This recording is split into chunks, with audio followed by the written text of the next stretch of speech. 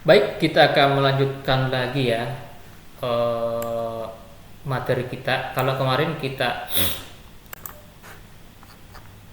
menggunakan Flutter untuk mengambil data dari OpenAPI, pertemuan ini kita akan membuat Flutter untuk melakukan proses pengisian data ya. Jadi ini menarik data, nanti kita menginput data seperti itu. Namun untuk langkah pertama kita buat halaman baru dulu. Jadi kalau diklik nanti kita menuju ke halaman baru.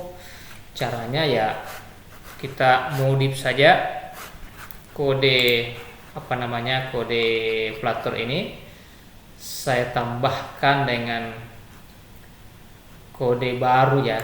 Ya saya sudah hapus sih sebenarnya. Ini sambil kodenya nanti saya berikan kepada Anda kodenya. Oke, kodenya ini kita bawa ke sini ya, di bawah body ya. Ini kode ini kita simpan di bawah body. Ini belum ada, ini error karena belum ada metodenya. Saya modifikasi dulu.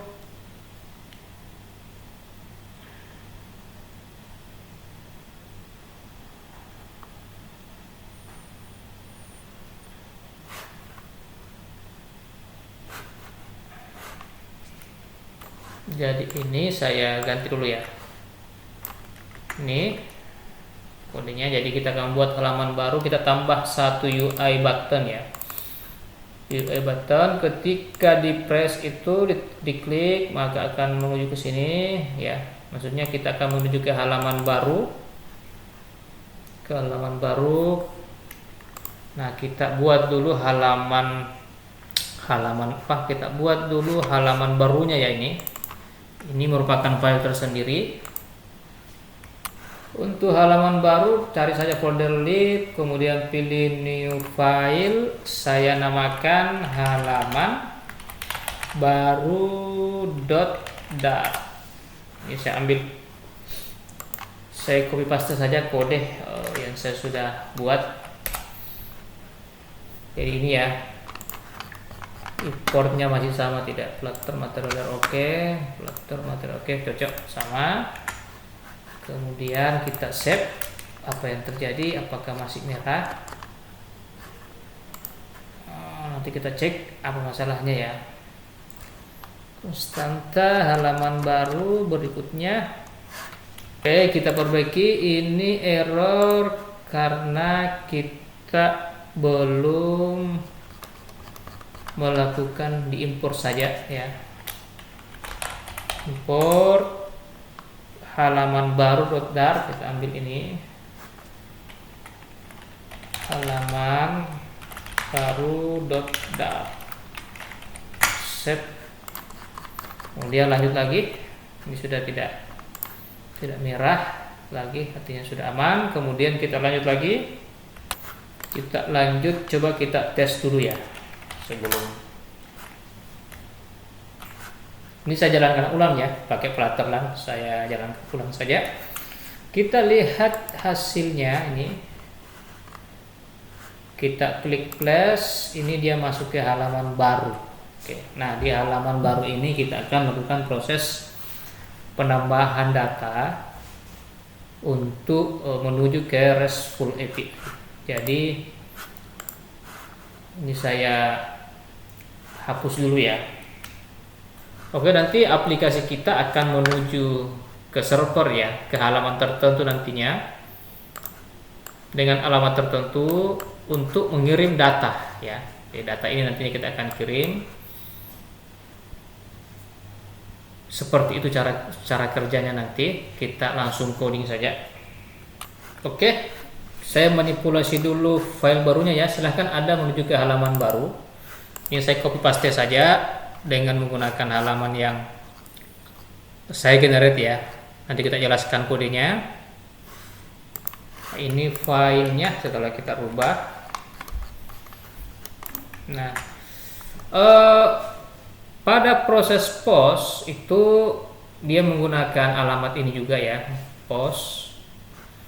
dengan metode namanya post. Kalau yang awal itu kita menggunakan halaman yang sama tapi menggunakan metodenya namanya get. Jadi kalau kita get itu dia menampilkan data, kalau kita post itu dia akan menginput data ya.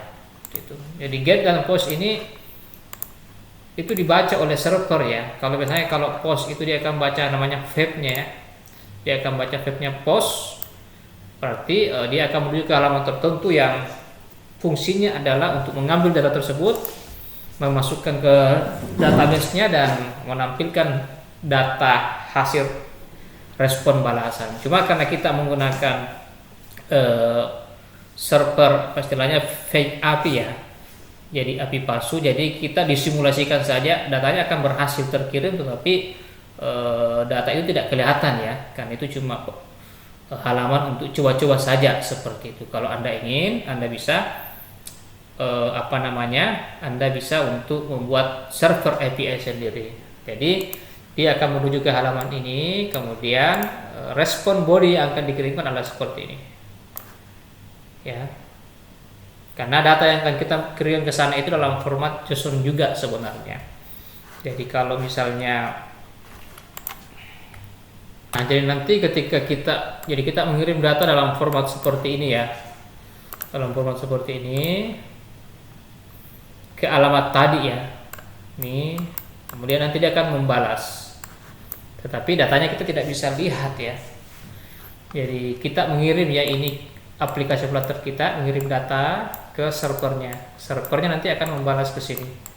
Cuma kita tidak bisa melihat data yang kita input ya, karena ya dia istilahnya hanya mensimulasikan saja. Kalau Anda mau lihat hasilnya bisa buat sendiri nantinya. Seperti itu. Jadi saya kira seperti itu terkait kodenya. Kita coba dulu hasilnya. Kita coba reload ya. Kita coba reload. Apa yang terjadi? Oke, setelah di reload hasilnya seperti ini ya. Setelah dijalankan, jadi akan ada tombol.